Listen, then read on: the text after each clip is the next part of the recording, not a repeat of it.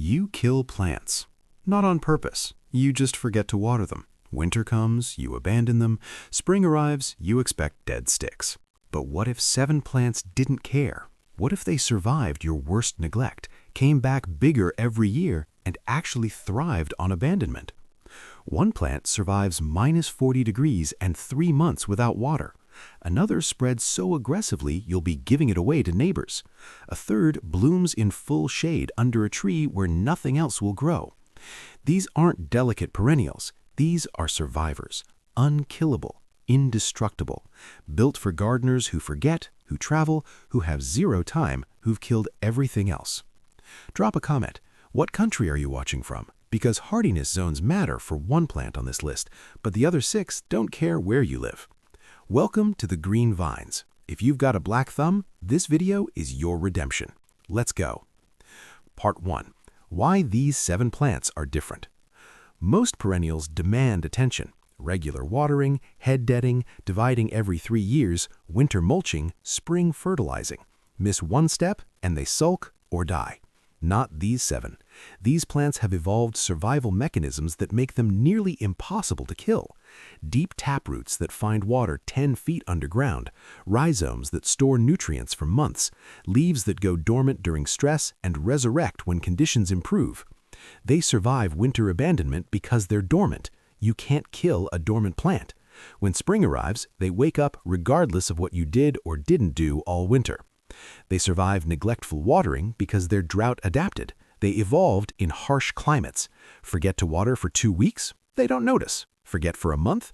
They might wilt slightly, but recover within hours of rain. Here's what makes these plants perfect for real life. No staking, no deadheading unless you want to, no dividing unless they've completely taken over, no fertilizing ever. Plant once, ignore forever, harvest beauty every year. I'm ranking them by survival ability. Number 7 is tough. Number 1 is literally indestructible. Let's start. Part 2. Plants 7 through 5. The hardy survivors. Number 7. Siberian iris.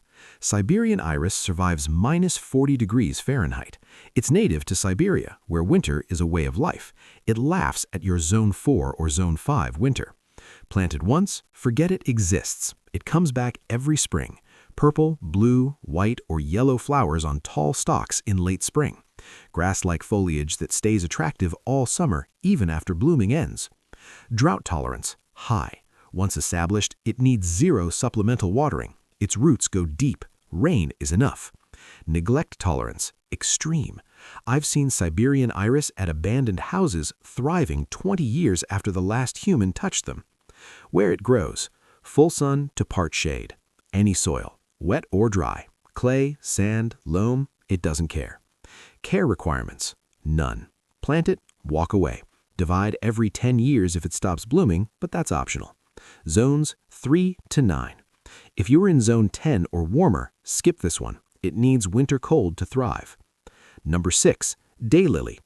Daylilies are the cockroaches of the perennial world. They survive everything. Drought, flood, neglect, poor soil, full sun, part shade, Zone 3 winters, Zone 9 summers. Everything. Each flower lasts 1 day, hence the name.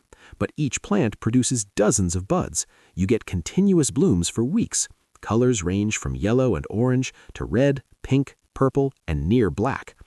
Drought tolerance, insane. Daylilies have thick, fleshy roots that store water. They can go 6 weeks without rain and still bloom. Neglect tolerance, legendary. Daylilies are found at every abandoned homestead in America. They outlive the houses. Where it grows, literally anywhere. Sun, shade, wet soil, dry soil, good soil, terrible soil. I've seen them growing in gravel driveways. Care requirements, 0. You can head dead spent flowers if you want more blooms, but if you don't, the plant doesn't care. It keeps blooming. Zones 3 to 9. Some varieties handle Zone 10. Bonus, divide clumps every 5 to 10 years. You'll have 20 plants from one. Give them away, sell them. Daylilies are the gift that keeps multiplying. Number 5. Sedum or stonecrop. Sedum is a succulent. It stores water in thick leaves. It evolved in rocky, poor soils with minimal rainfall. Your neglect is its natural habitat. There are hundreds of sedum varieties. Autumn Joy is the most popular. It grows 18 inches tall, has pink flowers in late summer that fade to rust in fall, and the dried flower heads look beautiful all winter.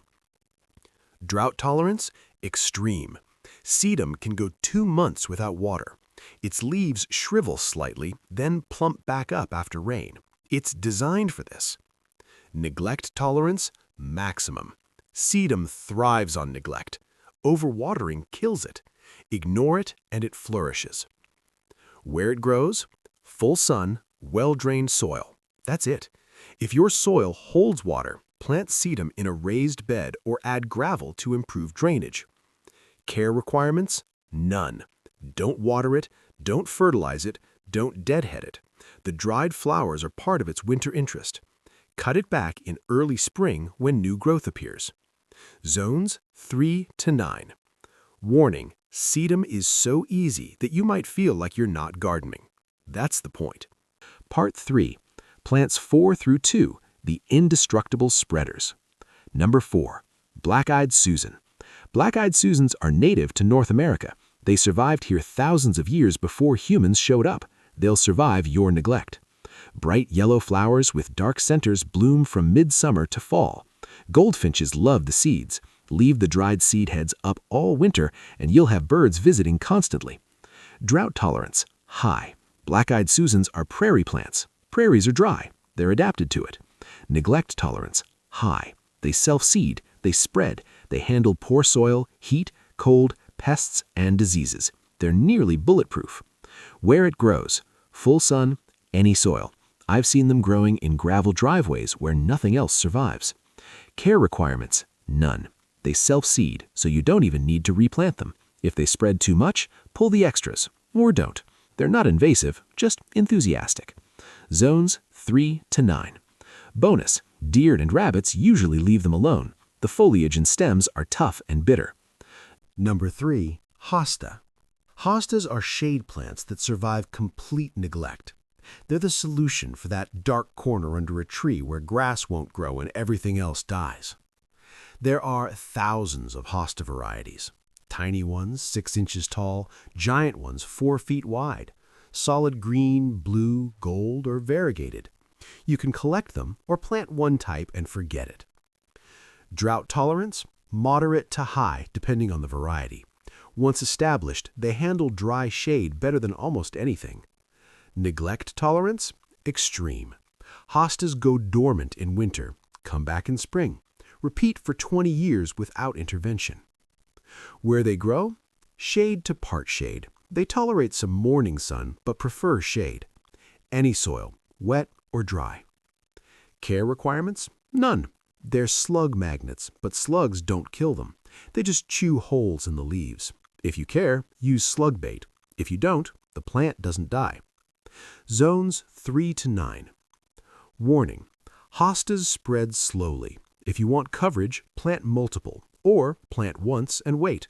They'll fill in eventually. Number 2. Coneflowers, Echinacea.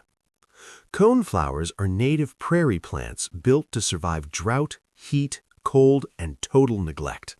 Purple coneflower is the classic, but they come in pink, white, orange, red, and yellow now. They bloom all summer. Deadhead for more flowers or don't deadhead and let them self-seed. Goldfinches devour the seeds in fall and winter. Drought tolerance? Extreme. Coneflowers have taproots that go deep. Once established, they need 0 supplemental water. I've seen them thrive through 6-week droughts without wilting. Neglect tolerance? Extreme. They self-seed, they spread, they handle poor soil, heat, cold, pests, and diseases. They're nearly bulletproof. Where they grow? Full sun, any soil. Prefer well-drained but tolerate clay. Care requirements? None. You can deadhead if you want continuous blooms. If you don't, they produce seeds and birds love them. Either way, you win. Zones 3 to 9. Bonus, coneflowers are deer-resistant.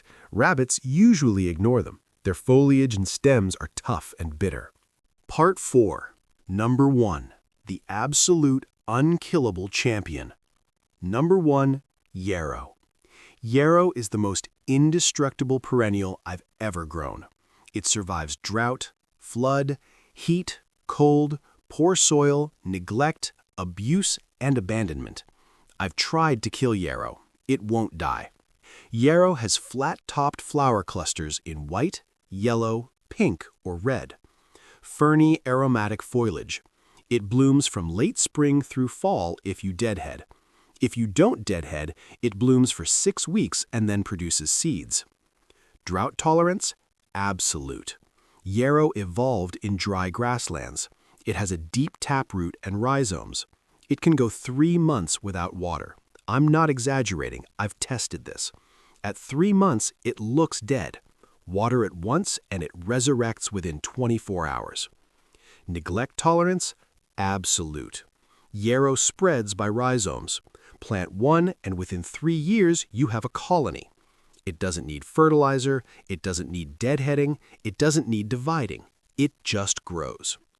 Where it grows? Full sun, any soil. Sand, clay, loam, gravel. Alkaline, neutral, or acidic. Wet or dry. Yarrow doesn't care. Care requirements? None. Literally none. You can cut it back in fall if you want. You can divide it if it spreads too much, but you don't have to. It will grow regardless. Zones? 3 to 9.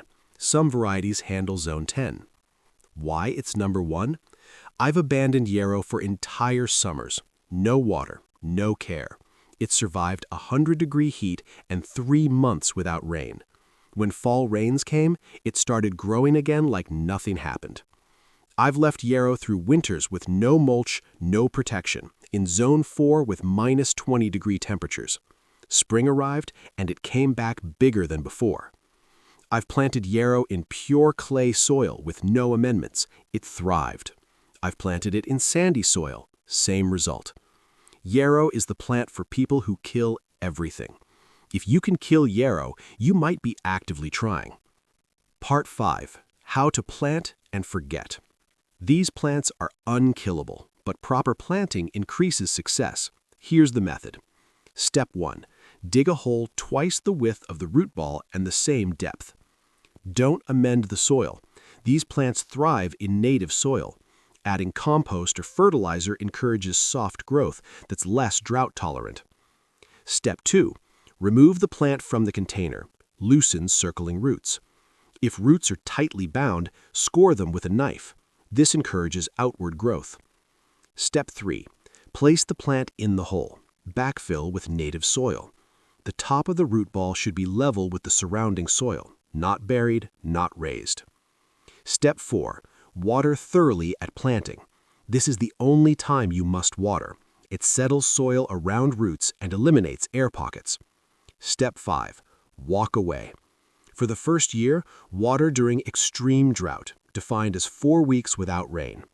After year 1, stop watering entirely unless you're in a desert climate. Mulch? Optional. Mulch conserves moisture and suppresses weeds, but these plants don't need it. If you mulch, use 2 inches of shredded bark or wood chips. Don't pile mulch against the stems. Fertilizer? Never. Fertilizer makes these plants soft and weak. They evolved in poor soil. Let them stay tough. Dividing? Optional. If plants spread too much or stop blooming, divide them. Dig up the clump in spring or fall. Cut it into sections with a shovel. Replant sections. Give extras away. Dividing rejuvenates old plants, but it's not required. Part 6. The reality of unkillable plants. Let's be honest. These plants survive abandonment and neglect, but they look better with minimal care. Yarrow that's watered occasionally during extreme drought looks lusher than yarrow that's never watered, but both survive. Both bloom. One just looks slightly better. Daylilies that are deadheaded produce more flowers than daylilies that aren't, but both bloom for weeks. One just has a few more flowers. The difference between care and neglect with these plants is cosmetic, not life or death. If you want a perfect magazine-worthy garden, spend 30 minutes per month on these plants. If you want a garden that thrives despite you, plant these and forget them. These plants are perfect for people who travel frequently and can't water. People with physically demanding jobs who have no energy for gardening. People in apartments who want perennials in containers and forget to water. People who are honestly just lazy about gardening but want flowers. People starting a garden at a rental and want plants they can dig up and take when they move. No judgment. These plants exist for real life, not Instagram. 7 perennials. Unkillable. Plant once, ignore forever. They survive winter abandonment, drought, poor soil, neglect, and your worst gardening habits. Yarrow tops the list. It resurrects from the dead after 3 months without water. Coneflowers and hostas spread and thrive on neglect. Daylilies outlive houses. Sedum prefers to be ignored. Start with one. Plant it, forget it. Watch it come back next spring bigger and better. Then add another, then another. Within 3 years, you'll have a perennial garden that thrives despite you. Which plant are you trying first? Drop it in the comments. Already growing these? Tell me how long you've neglected them. Hit subscribe for the container growing guide and Dollar Tree planting hacks for perennials. Thanks for watching The Green Vines. Your unkillable garden starts now.